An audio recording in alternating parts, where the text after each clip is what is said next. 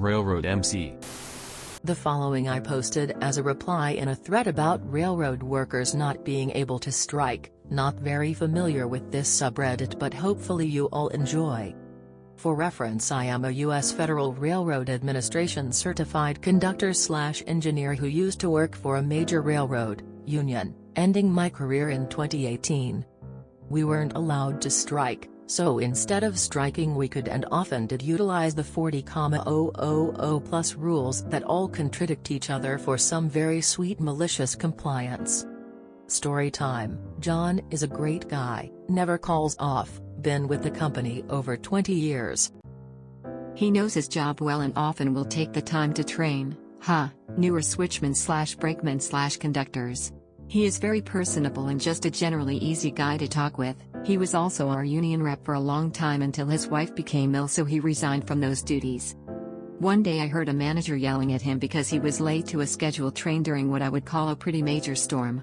This is the Pacific Northwest, snow, hail, and rain coming down on very graded terrain.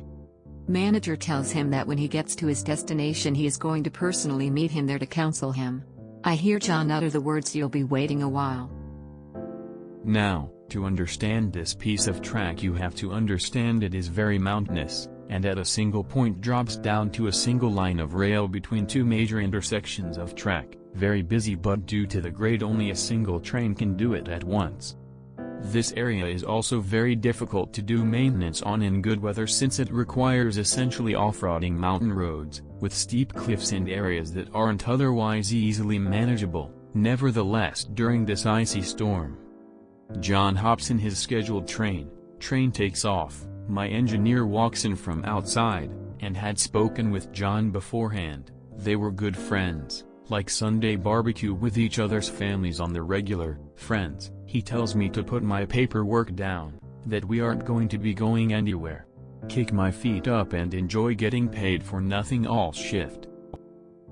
A bit confused, he tells me to watch the line traffic monitor.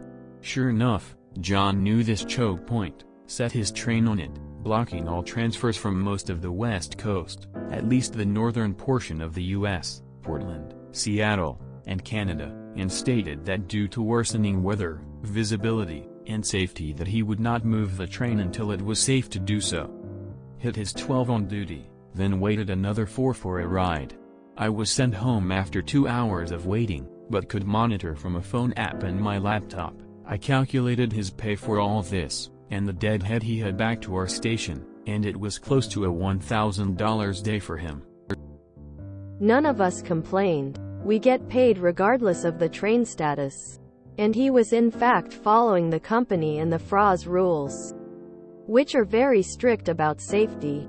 Edited to add, John passed away last year due to cancer. But that stretch of track is now referred to as John's Pass. His name obviously changed for story.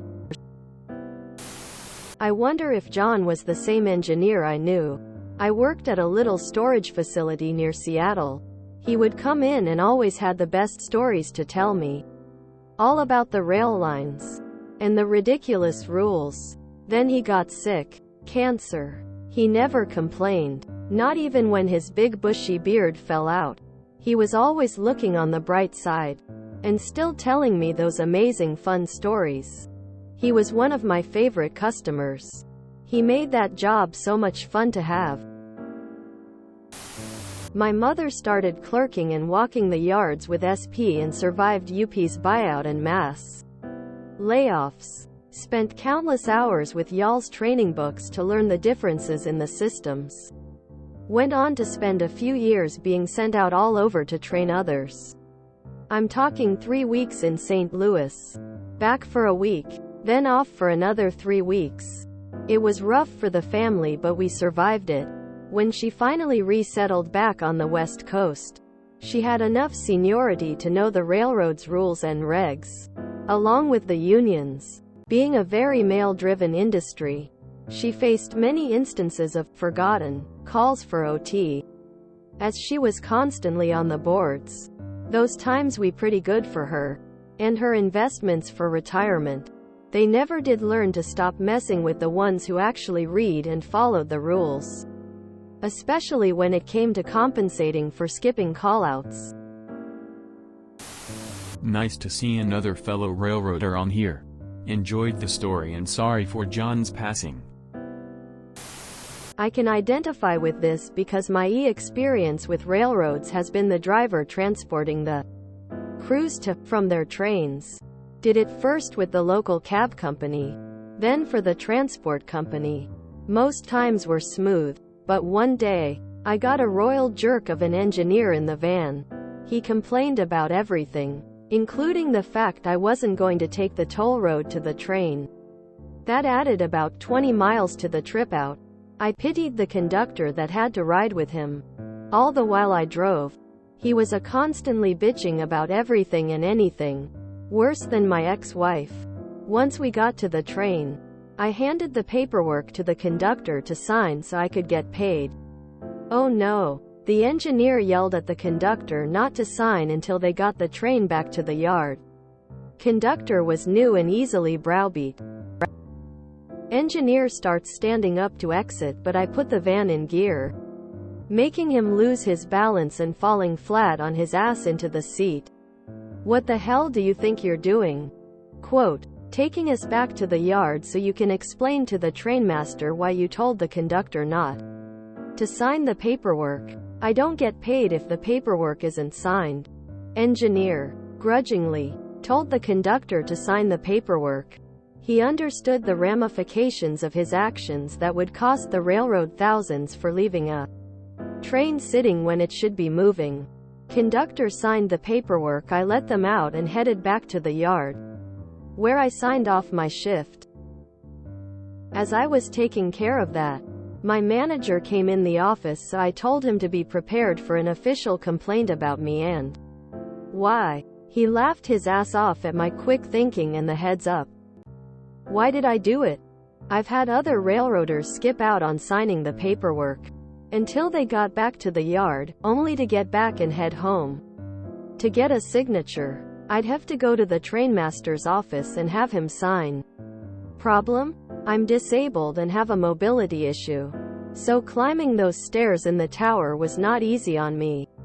I would have done the stairs had the engineer not been a jerk the entire time. As for my manager, when I told him the story, he laughed his ass off and said he'd tell the rest of the drivers about it. I understand the rail company was notified, because I never had a problem with paperwork being signed. Glad to see MC is just as fine an art on the US railroad as it is on the UK railway. I'll have to share a few of mine someday. A friend of mine works booking gangs to unload ships at the Port of Oakland, and they are currently working with OA contract, and productivity has plunged as a result. I think the expectation is a crane can do 250 moves per shift. Lately they've been averaging 150 or less. Unless that is, they need to book one additional shift to finish a ship. Then the rate will shoot past the equivalent of 300 plus. Because as soon as the ship is done, the crew goes home with a full shift worth of pay anyhow. It takes so many things and so much time for railroad employees to actually strike. The property I worked for a few years and my father for 40 years would resort to malicious obedience any time the company would come down on us. I was mechanical, my father an engineer. He has the better stories. But basically being passenger rail in the Northeast running trains into a major city, there is little room for error. So crew would really use the rulebook to bag rush hour trains. Yes, it sucked for commuters, but management would always back off. I was an engineer out of Roseville when UP bought SP. I quit not long after that, and glad I did.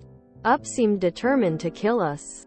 I ran the Donner route to Sparks and back, and the new road foreman thought they knew the run.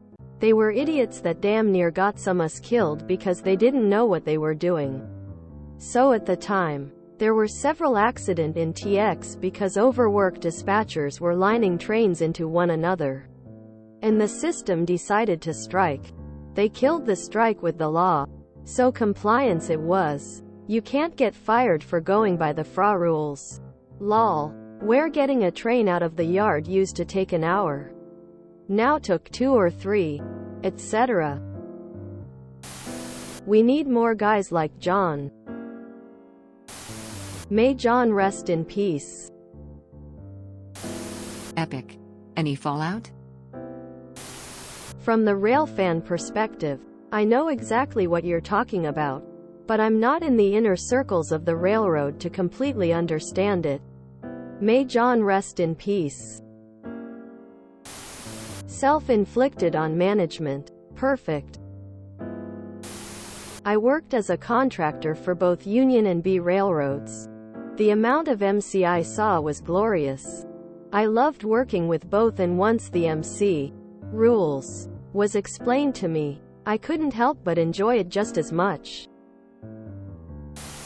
So are all railroaders in the US part of the same union regardless of which individual railroad they work for? In Canada, each department is pretty much represented by their own unions.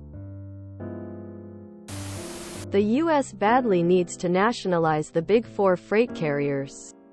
Scummy employers and companies that refuse to invest in expanding capacity and electrification. NS and CSX got to buy the corpse of Conrail for cheap and are determined to wring every last dime out of it before it fully rots away instead of investing in the future. So John lied and froze a lot of trains and trade because his boss yelled at him? Nice. Are you talking about the Iron Goat by Stevens Pass?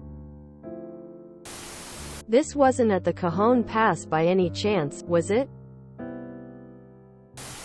If you enjoyed this video, please check out our playlists full of similar content. Epicaricast is like doom scrolling for your ears. Please like, share, and subscribe.